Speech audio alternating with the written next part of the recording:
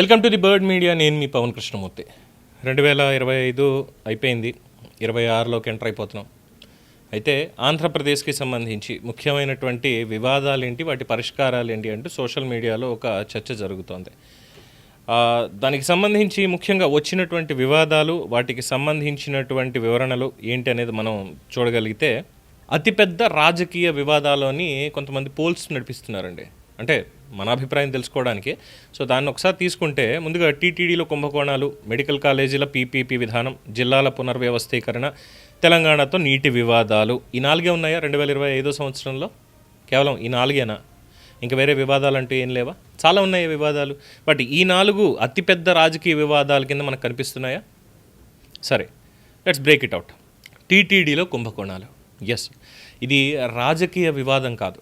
First of all, ఇది రాజకీయ వివాదం కాదు. ఇది దేవుడితోటి, భక్తులతోటి, భక్తుల మనోభావాలతోటి ఆటలాడుకోవడం, కించపరచడం.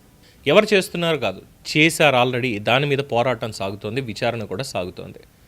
ఇది కొత్తదేం కాదు. 2025 అనేది క్యాలెండర్ ఇయర్ మారుతోంది కాబట్టి చెప్పుకోవడం తప్ప ఇవేం కొత్తవి కాదు. ఎందుకంటే 2018లోనే పింక్ డైమండ్ మొదలైంది. 2019 వచ్చేసరికి ఒకళ్ళు మాత పోటు నగలు అనేది మొదలయ్యాయి. ఆ తర్వాత వచ్చిన తర్వాత చూసాం మనం ఏం జరిగింది అనేది.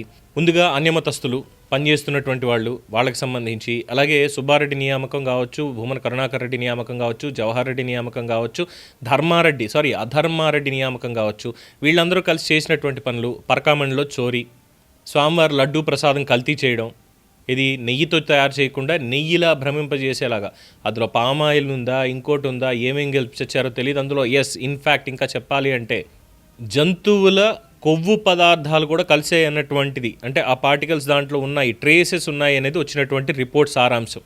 దానికి వీళ్ళు ఏ జంతువు అని మాట్లాడతారో వాళ్ళ నోటి దురద, అది కూడా ఒక వివాదాంశంగానే మారింది. ఆ తర్వాత పరకామణి చోరీ తర్వాత మధ్యలో ఒక పర్టికులర్ పాయింట్ని తీసుకొద్దాం అనుకున్నారు, అది తీసుకురాలేకపోయారు. ఏంటంటే మళ్ళీ ఈ మంగళసూత్రాల పంపిణీ కార్యక్రమాన్ని తెద్దాం అనుకున్నారు, చేయలేదు. మొత్తానికి ఎందుకు ఆగిందో అది ఆగిపోయింది. లేదు, దాని మీద కూడా వీళ్ళు ఏమైనా ఇంకా దృష్టి పెట్టలేదో ఏంటో తెలియదు, దాన్ని కూడా తీయాలి. తర్వాత గోవిందరాజస్వామి దగ్గర ఆ బంగారు తాపడం చేయిస్తాం దీన్ని అని చెప్పి ఏకంగా 50 కిలోల బంగారం స్వాహా. తిరుపతిలో ఈ దర్శనాల పేరు మీద వ్యాపారం చేసుకోవడం, వీవీఐపీల దర్శనాల పేరు మీద లెటర్లు ఇచ్చుకుంటూ, ఒక్కొక్క లెటర్ మీద 100 మందిని 200 మందిని పంపించుకుంటూ వ్యాపారం చేసుకోవడం, అదైపోయింది. తిరుపతి దేవస్థానం నిధులు, దాన్ని తిరుపతి అభివృద్ధికి వాడుకుంటాం అంటూ భూమన కరుణాకర్ రెడ్డి కొడుకును అక్కడ 2వ మేయర్ కింద పెట్టారు కదా, భూమన అభినయ్ రెడ్డిని. ఆయన రాజకీయంగా వస్తాడని చెప్పి స్వామివారి నిధులు వాడదాం అన్నటువంటిది దానికి. అలాగే తుడా నిధులు, అఫ్కోర్స్ తుడాకి టీటీడీకి సంబంధం లేదనుకోండి, బట్ తిరుపతి అనుకున్నటువంటిది ఉంటే కనుక చెవిరెడ్డి భాస్కర్ రెడ్డి చేసినటువంటి వ్యవహారం, తుడా వాహనాలని లేదంటే టీటీడీ వాహనాలు, వీటిని ఈ లిక్కర్ స్కామ్కి సంబంధించి వీటిల్లో తిప్పుకోవడం, ఇదంతా అయింది. అలాగే జంబో బోర్డు, 25 మందితో ఒక బోర్డు, ఇంకో 25 మంది 50 మందితో దగ్గరగా ప్రత్యేక ఆహ్వానితులు అనేటువంటి పేరుతోటి క్రిమినల్స్ అందరినీ దాంట్లోకి తీసుకెళ్ళి పెట్టుకోవడం, ఇంక్లూడింగ్ శేఖర్ రెడ్డి, లోకేష్ బినామీ. వీళ్ళు చెప్పిందే ఇలాగా స్వామివారి దగ్గర అప్రతిష్ట పాలు చేసుకుంటూ వచ్చారు మొత్తం అంతా కూడా. ఇప్పుడు అవన్నిటి మీద కూడా విచారణలు జరుగుతున్నాయి, బయటకు వస్తాయి. సో ఇది రాజకీయ వివాదం కాదు. మెడికల్ కళాశాలల పీపీపీ విధానం, దీన్ని ఇంకా వివాదం అని చెప్పానో లేదంటే ఒక స్కామ్ అనో మాట్లాడేటువంటి వాళ్ళకి బుర్ర లేదని చెప్పుకోవాలి. సెంట్రల్ గవర్నమెంట్ సైతం మేము నిధులు ఇస్తామయ్యా, దీంట్లో మా పార్టిసిపేషన్ కూడా ఉంటుంది, 40 to 60% వరకు మేము కూడా కాంట్రిబ్యూట్ చేస్తామని చెప్పి వాళ్ళు అంటూ ఉంటే, ఇదేదో మొత్తం లక్షల కోట్ల రూపాయలు పైసలకు అమ్మేస్తున్నారు అంటూ ఈ వైసీపీ వాళ్ళు చేసేటువంటి ఈ పబ్లిక్ ప్రైవేట్ పార్ట్నర్షిప్ విధానంలో చేసేటువంటి దాని మీద మరి ఏమనాలో తెలియదు. అంటే వీళ్ళ మెదడు మోకాలు దాటి, అరికాలు దాటి, పాదాల నుంచి కిందకి వెళ్ళిపోయి భూమి అట్టడుగు పొరల్లో ఎక్కడో నిక్షిప్తం అయిపోయిందనమాట. సో మెదడు పెట్టి వీళ్ళు ఆలోచించట్లేదు. ఎలా అంటే, ఇప్పుడు సపోజ్ గొర్రెల మంద అంటారు చూసారా, గొర్రెల మందని ఎందుకు పోలుస్తారు, గొర్రెల మందతో ఎందుకు పోలుస్తారు జనాల్ని సాధారణంగా అంటే, ఒక గొర్రె నడుస్తూ ఉంటే వేలాది గొర్రెలు ఫాలో అయిపోతూ ఉంటాయి చూసారా, అలాగా ఆయన నాయకుడు చెప్పేటువంటిది పీపీపీ అంటే అమ్మేసుకోవడమే అని చెప్పాడు, వీళ్ళు ఫాలో అయిపోతూ వస్తున్నారు. సో ఇది కూడా రాజకీయ వివాదం కాదు, రాష్ట్రాన్ని అధోగతి పాలు చేసేటువంటి వివాదానికి తావివ్వడం వైసీపీ చేస్తున్నటువంటి ఒక దుష్ప్రచారం. సెకండ్ అయిపోయింది. మూడోది జిల్లాల పునర్వ్యవస్థీకరణ. జగన్మోహన్ రెడ్డి గారు ఆయన రాజకీయ అవసరాల కోసం ఇష్టారీతిని మాట్లాడుతూ, ఆ రోజు ఉన్నటువంటి 13 జిల్లాలు చిన్న రాష్ట్రాన్ని విడగొట్టడం మాకు ఇష్టం లేదని మాట్లాడుతూనే అమరావతిని 3 ముక్కలు చేయాలి, లేదు మొత్తం రాష్ట్రాన్ని 3 ముక్కలు చేయాలన్నటువంటి సంకల్పాన్ని చేశారు.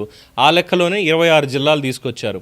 26 జిల్లాలు తీసుకొచ్చి ఒక్కొక్క రెవెన్యూ డివిజన్ని ఏ విధంగా ఏర్పాటు చేశారు ఏంటి అందరికీ తెలిసిందే. అశాస్త్రీయంగా, కనీసం ప్రజల యొక్క అభిప్రాయ సేకరణ కూడా చేయకుండా చేసుకుంటూ వచ్చినటువంటిది.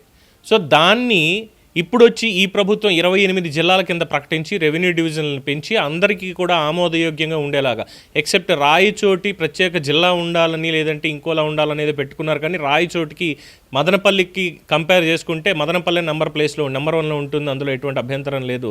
కానీ అక్కడి నుంచి గెలిచినటువంటి మంత్రి గారు మాత్రం దాని మీద బాధపడుతున్నారు. సరే, దానికి ప్రత్యేకంగా రాయచోటిని అభివృద్ధి చేస్తామని మాట ఇచ్చారు కాబట్టి పెద్ద ఇష్యూ కాదు. సో దీని మీద మళ్ళీ ఇప్పుడు యాంకర్ శ్యామల్ లాంటి వాళ్ళు, అదే వైసీపీ అధికార ప్రతినిధి శ్యామల్ లాంటి వాళ్ళు, మేము ఇక నిరసన తెలియజేస్తాం, శాంతియుతంగా ఉద్యమాలు చేస్తాం, జిల్లా మొత్తం అంతా లేదు రాష్ట్రం మొత్తం అంతా మేము తిరుగుతాం అంటూ రోడ్డు ఎక్కి ఇప్పుడు చేసేటువంటి ప్రహసనం. చేసిన తప్పును సరిదిద్దడం కూడా రాజకీయ వివాదం అయిపోయింది వీళ్ళ దృష్టిలో. నెక్స్ట్, తెలంగాణతో నీటి వివాదాలు. దీని మీద ఎంత తక్కువ మాట్లాడితే అంత మంచిది.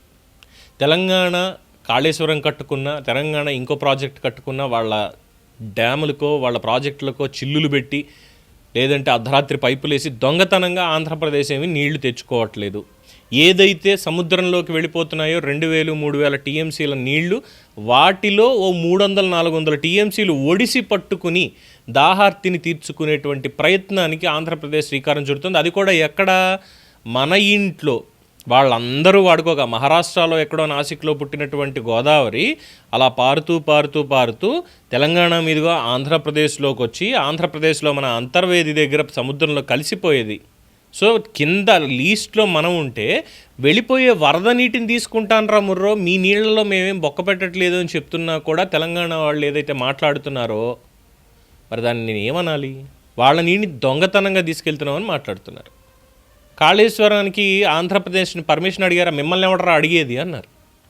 మీ బోర్డు పర్మిషన్ ఎవడికి రా కావాలి అన్నారు. అలా అని చెప్పి మనం కూడా ఇష్టం వచ్చినట్టు కట్టేసుకోవచ్చా? మనం ఎంత కట్టుకున్నా ఏం చేసినా, ఎంత కట్టినా ఏం చేసినా తెలంగాణకు వచ్చినటువంటి నష్టం ఏమీ లేదు. మహారాష్ట్ర వాడు పైన ఏమన్నా కట్టాడు అంటే తెలంగాణకి ఆంధ్రాకి గొంతెండిపోద్ది. అది తెలంగాణకు అర్థం కావట్లా. కానీ ఆంధ్రప్రదేశ్తో నీటి వివాదాలు అంటే తెలంగాణ ఆంధ్రతో ఉన్నటువంటి నీటి వివాదాలు రాజకీయ వివాదం అంటున్నారు. సరే, రాజకీయ వివాదం కాదు, ఆలోచన అవగాహన లేమితోటి ఉన్నటువంటి వివాదం అని చెప్పుకోవచ్చు. సో ఇలా చెప్పుకుంటూ పోతే ఇంకా బోల్డ్ అని ఉన్నాయి. సో ఈ అన్నిటికీ కూడా పరిష్కారాలు మన చేతుల్లోనే ఉన్నాయి. మాటలతోటి అయిపోయి ఉన్నాయి, చేతలతోటి అయిపోయి కూడా ఉన్నాయి. బట్ ఈ 2026లో ప్రభుత్వం ఏ విధంగా మరి తీసుకెళ్తుందనేది చూడాల్సిందే. వీటి మీద మీ అభిప్రాయాన్ని కామెంట్స్ రూపంలో తెలియజేయండి. చూస్తూనే ఉండండి ది బర్డ్ మీడియా.